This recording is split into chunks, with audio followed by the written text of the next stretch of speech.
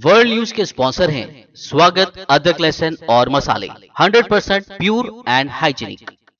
अस्सलाम वालेकुम, आदाब। मैं हूं खलील फरहाद। मेरे साथ देखिए वर्ल्ड न्यूज़। शुरुआत करते हैं हेडलाइंस से। चीन में आए ज़लज़ले की तबाहकारियां जारी, कम से कम 21 अफराद की हलाकत की तस्दीक। कई बड़ी इमारतें मलबे के ढेर में बदल गईं।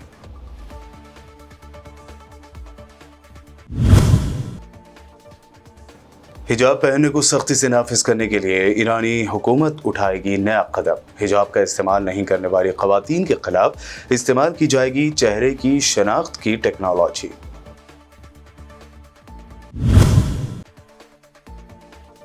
आखिरकार इसराइल ने कर ही लिया एतराफ़। फ़लस्तीनी नज़ाद अमरीकी सहाफ़िया शीरीन अबू आक़िला की मौत इसराइली फ़ौजी की गोली से हुई।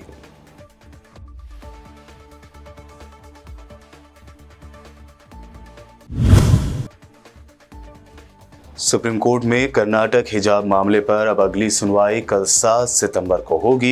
इससे पहले अदालत ने सवाल किया था कि क्या कोई स्टूडेंट इस स्कूल में हिजाब पहन सकती है जहां मुकर्ररा यूनिफॉर्म है। जमीयत उलमाए हिंद महमूद बंदरी की हो रही है मीटिंग। उत्तर प्रदेश के सभी गैर सरकारी मदरसों का सर्वे कराने के योगी सरकार के फैसले की शदीद मुखालिफत की।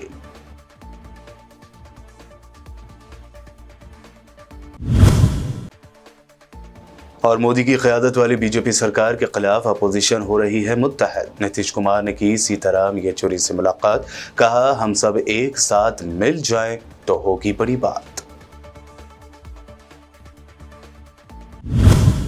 ये थी हेडलाइंस। अब बढ़ते हैं खबरों की तफसील की जानिब। चीन में आए ज़लज़ले ने बड़ी तबाही मचाई हुई है। बता दें कि चीन की मगरबी रियासत सिचुआन में 6.8 शिद्दत का ज़लज़ला आया है। इब्तदाई मालूमात के मुताबिक ज़लज़ले से कम 21 अफराद हलाक हुए हैं। चीनी ज़लज़ला नेटवर्क मरकज़ ने ऐलान किया है कि रियासत के मगरबी शहर गानजे तिब्बत में रिएक्टर स्केल पर 6.8 की शिद्दत का ज़लज़ला आया। ज़लज़ले से मुतासरा इलाके को इमदादी टीमें रवाना कर दी गई हैं। इस कुदरती आफत से ताहाल किसी जानी नुकसान की कोई इत्तला तो नहीं है। इलाके के मकीनों की जानिब से बनाई वीडियो रिकॉर्डिंग में ज़लज़ले के तबाहकुन असरात का मुशाहिदा होता है। ज़लज़ला इतना शदीद था कि बड़ी बड़ी इमारतें भी उसके झटके को बर्दाश्त नहीं कर सकीं और पल भर में ज़मीन दोज़ हो गई। हर तरफ तबाही और बर्बादी का मंजर पेश आया है। कहीं इमारतों का मलबा है तो कहीं सड़कों पर दरारें पड़ी नजर आ रही हैं। जगह जगह चट्टानें भी टूटकर सड़कों पर गिर गई हैं। रिहायशी इलाकों में इमारतों के मलबे में लोग दबे हुए हैं। ईरानी हुकूमत ने कहा है कि पब्लिक ट्रांसपोर्ट में निगरानी की टेक्नोलॉजी का इस्तेमाल करके उन ख़वातीन के खिलाफ कार्रवाई की जाएगी जो हिजाब के नए उसूल की तामील नहीं कर रही हैं। द गार्जियन ने एक रिपोर्ट में बताया है कि ईरानी हुकूमत पब्लिक ट्रांसपोर्ट में उन ख़वातीन की शनाख्त के लिए चेहरे की शनाख्त की टेक्नोलॉजी इस्तेमाल करने का मंसूबा बना रही है जो हिजाब पहनने के नए कानून की तामील नहीं कर रही हैं। ईरानी हुकूमत का यह बयान सदर इब्राहिम रईसी के नए हुक्मनामे पर दस्तखत के बाद सामने आया है। बता दें कि ईरान में हिजाब और पर्दे का सख्ती से एहतमाम किया जाता है और अवामी मकामात पर फहश हरकत के खिलाफ सख्त सजाएं भी दी जाती हैं।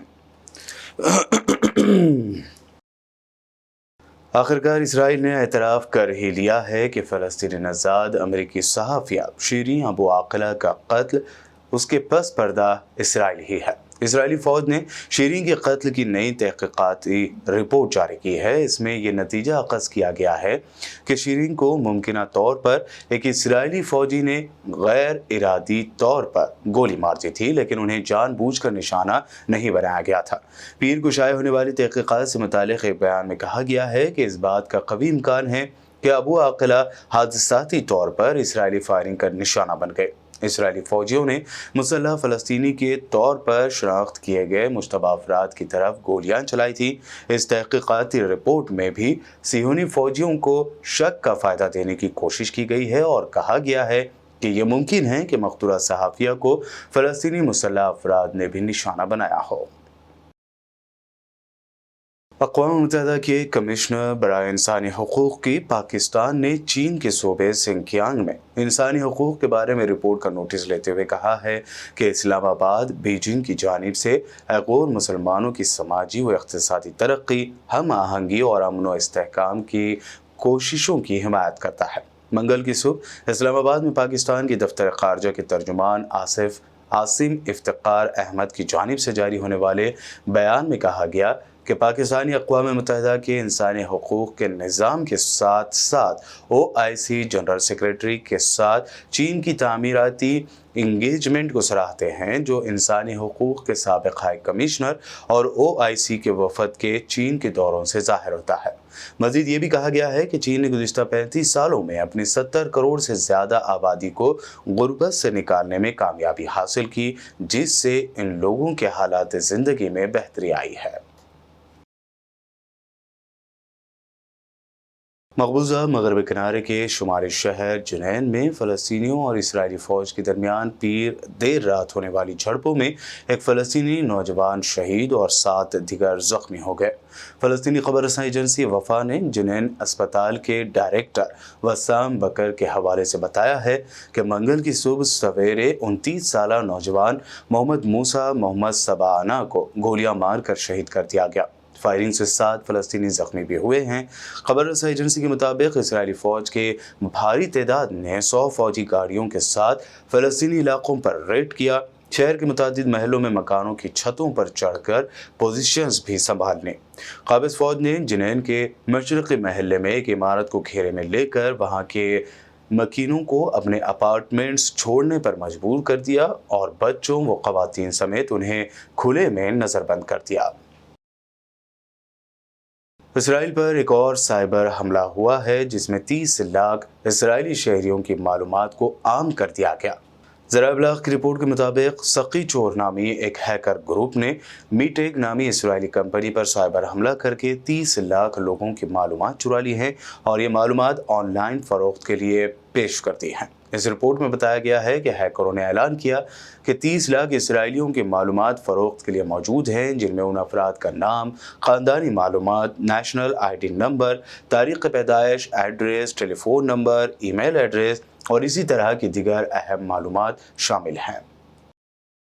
روس کے ساتھ برسوں سے الحاق کرنے والے کریمیا کے رہائشیوں کو یوکرین نے مشورہ دیا ہے کہ وہ بم سے محفوظ رہنے کے لیے پناہ گاہیں تیار کریں اور سپلائی کا ذخیرہ کریں، کیونکہ یوکرین اب روسی افواج کو مقبوضہ یوکرین کے علاقے سے باہر نکالنے کے لیے ایک بڑے جوابی حملے کے منصوبے کے ساتھ آگے بڑھ رہا ہے۔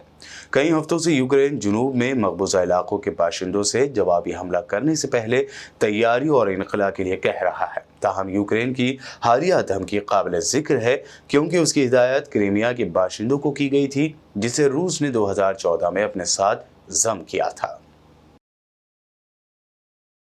گیس سپلائی بند کر کے پورے یورپ کو شدید گیس کی کمی میں جھونک دینے والے روس نے اب اس بارے میں کہا ہے کہ اگر مغربی ممالک روس پر پابندیاں نہیں لگاتے تو گیس سپلائی جاری رہتی تھی۔ روسی ایوان صدارت کرملن کے ترجمان دمیتری پیسکوف کا کہنا ہے کہ ان کے ملک پر عائد پابندیوں کو ہٹائے جانے کی صورت میں ہی نارتھ اسٹریم سے قدرتی گیس کی سپلائی کے عمل کو بحال کر دیا جائے گا۔ پیسکوف نے ماسکو میں میڈیا سے کہا کہ نارتھ اسٹریم قدرتی گیس پائپ لائن کے حوالے سے درپیش مسائل کے بارے میں روس پر الزام تراشیاں ناقابل قبول ہے۔ انہوں نے کہا کہ مغربی ممالک کی پابندیوں کی وجہ سے نارتھ اسٹریم سے متعلق مسائل کا سامنا کرنا پڑا۔ پابندیوں کی وجہ سے ہی لائن پر موجود سپورٹ یونٹس کو ہٹا دیا گیا تھا اور سارا بوجھ ایک یونٹ پر ڈال دیا گیا تھا، اور اب اس یونٹ کی اوور ہالنگ لازمی ہے۔ بتا دیں کہ روس کی جانب سے گیس کی سپلائی بند کر دیے جانے سے کئی یورپی ممالک شدید گیس کی کمی کے مسائل سے جوجھ رہے ہیں۔ کینیڈا کی پولیس نے آج تازہ ترین بلیٹن میں کہا ہے کہ اتوار کو ملک کے وسطی صوبے ساسکچیوان میں چاقو کے حملے کا ایک ملزم مردہ حالت میں پایا گیا ہے۔ 31 سال کے ڈیمین سینڈرسن کی لاش جیمز کرینیشن میں ملی، جہاں سے کئی مقتولین کا تعلق تھا۔ पुलिस के मुताबिक इस हमले में मुलव्विस मुलजिमान डेमेन सैंडरसन और माइलस सैंडरसन भाई हैं और माइलस सैंडरसन अब तक फरार है, जिसके बारे में गुमान किया जा रहा है कि वो रेजिना शहर में कहीं रोपोश है। वाज़ेह है कि इतवार 4 सितंबर को कनाडा की हालिया तारीख के बदतरीन पुरतशद्दुद वाक़े में जेम्स स्मिथ क्रीमेशन और करीबी गांव वेल्डन में 13 मकामात पर चाकू से हमलों में 10 अफराद को मौत के घाट उतार दिया गया था। बुलेटिन में खबरों का सिलसिला लगातार यूं ही जारी रहेगा। फिलहाल रुकते हैं एक छोटे से ब्रेक के लिए।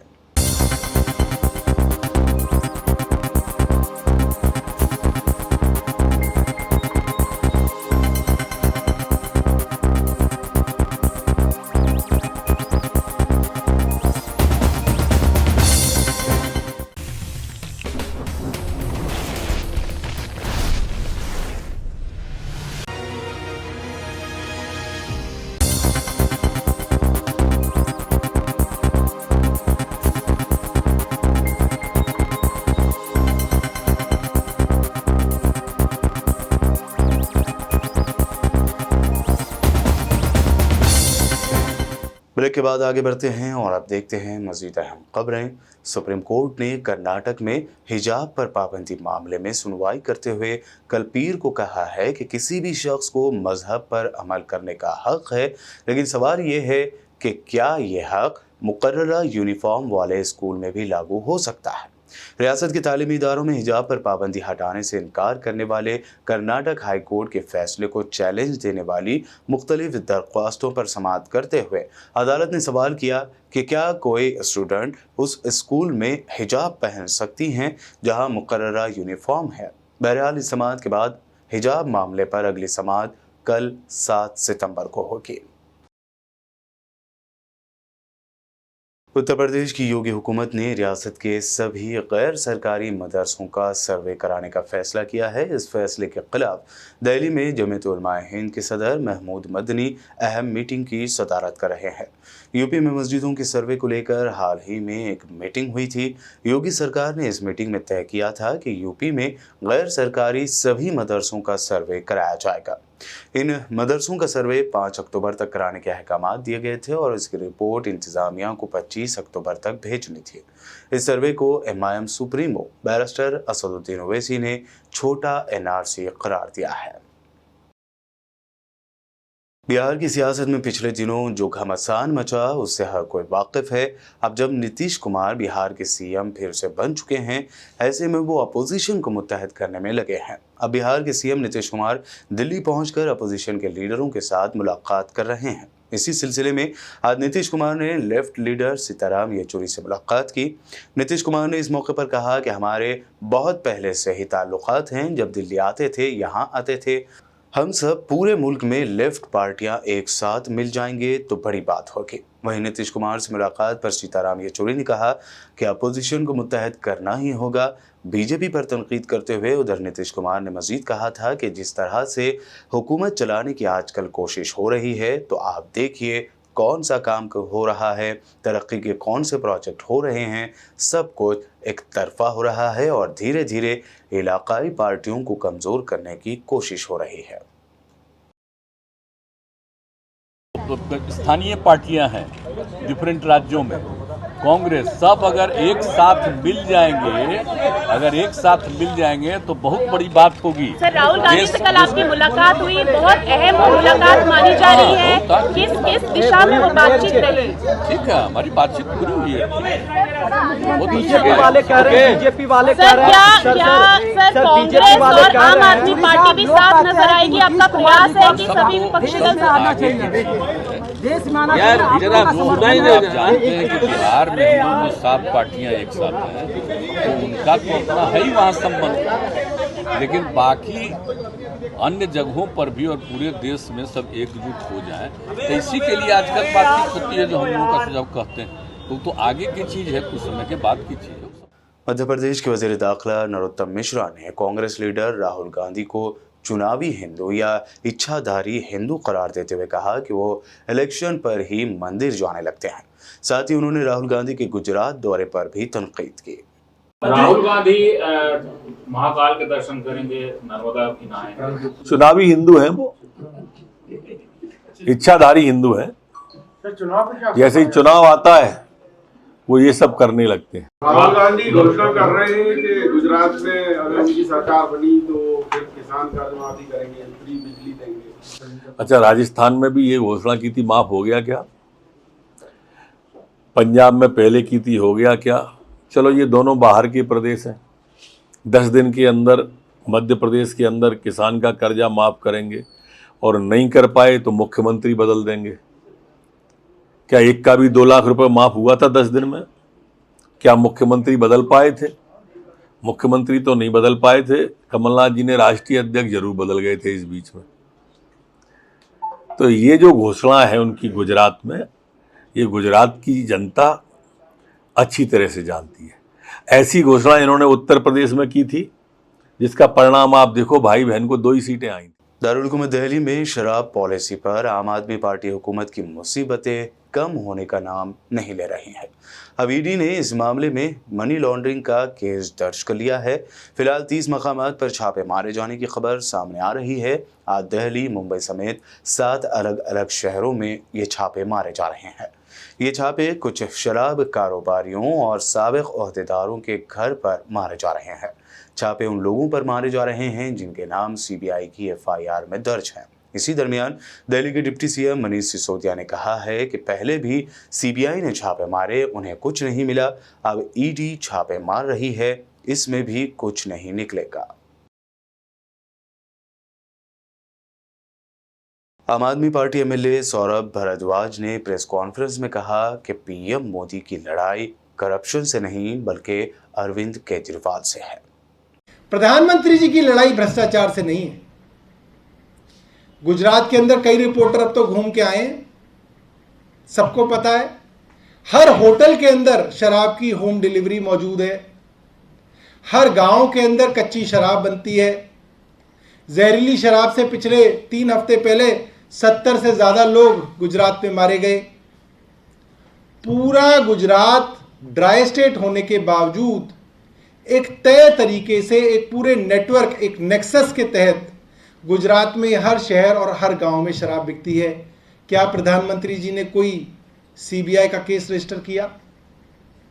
क्या ईडी ने कहीं पे शराब कारोबारियों के यहां छापा मारा गुजरात में कि ये शराब गुजरात में आती कहां से है, बिकती कैसे है, कैसा इतना बड़ा ट्रांजैक्शन चल रहा है, सारा फोन पे होम डिलीवरी हो रहा है और किसी को पकड़ा ही नहीं जा रहा इतने बड़े नेटवर्क को?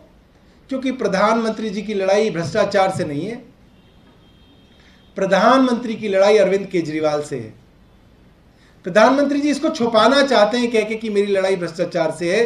अगर भ्रष्टाचार से लड़ाई होती तो आज गुजरात के अंदर ईडी छापा मार रही होती, आज शिवराज सिंह चौहान के यहां सीबीआई छापा मार रही होती। मगर ये लड़ाई सिर्फ अरविंद केजरीवाल से है और अरविंद केजरीवाल को किसी तरीके से शिक्षा, स्वास्थ्य, बिजली, पानी के जो काम हो रहे हैं उसको किसी तरीके से रोकने की ये पूरी की पूरी कार्रवाई है। और मैं ये जानता हूं कि सारा देश ये देख रहा है कि ये लड़ाई सिर्फ अरविंद केजरीवाल से है, भ्रष्टाचार से इस लड़ाई का कोई लेना देना नहीं है। टीम इंडिया के साबिक क्रिकेटर सुरेश रैना ने क्रिकेट के सभी फॉर्मेट से रिटायरमेंट का ऐलान कर दिया है। यानी अब सुरेश रैना ने क्रिकेट से पूरी तरह से संन्यास ले लिया। इसकी जानकारी रैना ने खुद सोशल मीडिया पर पोस्ट शेयर करके दी है। इससे पहले सुरेश रैना ने 15 अगस्त 2020 को इंटरनेशनल क्रिकेट से रिटायरमेंट लिया था, मगर वो यूपी के लिए घरेलू क्रिकेट खेलते रहे थे। साथ ही इंडियन प्रीमियर लीग यानी IPL में भी वो खेल रहे थे। काबिल जिक्र ये भी है कि साल 2022 के IPL सीजन में रैना को किसी भी फ्रेंचाइजी ने नहीं खरीदा था। रैना ने ट्वीट करते हुए अपने रिटायरमेंट का ऐलान किया और BCCI, UP cricket association, IPL team, CSK और राजीव शुक्ला का उन्हें भरपूर सपोर्ट करने का शुक्रिया अदा किया। और अब आखिर में हेडलाइंस पर डालते हैं एक और नजर।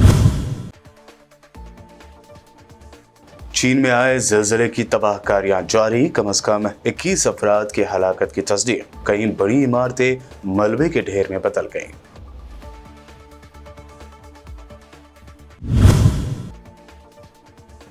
हिजाब पहनने को सख्ती से नाफिज करने के लिए ईरानी हुकूमत उठाएगी नया कदम। हिजाब का इस्तेमाल नहीं करने वाली खवातीन के खिलाफ इस्तेमाल की जाएगी चेहरे की शनाख्त की टेक्नोलॉजी।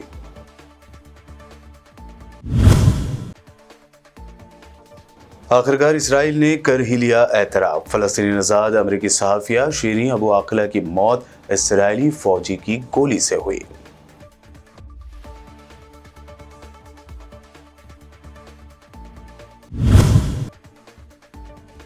सुप्रीम कोर्ट में कर्नाटक हिजाब मामले पर अब अगली सुनवाई कल 7 सितंबर को होगी। इससे पहले अदालत ने सवाल किया था कि क्या कोई स्टूडेंट इस स्कूल में हिजाब पहन सकती है जहां मुकर्ररा यूनिफॉर्म है। जमीयत उलमाए हिंद महमूद बंदनी की हो रही है मीटिंग। उत्तर प्रदेश के सभी गैर सरकारी मदरसों का सर्वे कराने के योगी सरकार के फैसले की शदीद मुखालिफत की।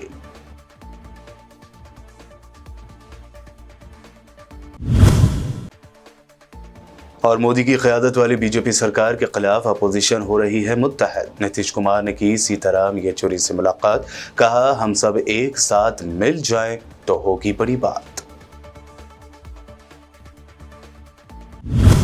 वर्ल्ड न्यूज में ये थी अब तक की अहम इंटरनेशनल और नेशनल न्यूज। देखते रहिए BPN चैनल।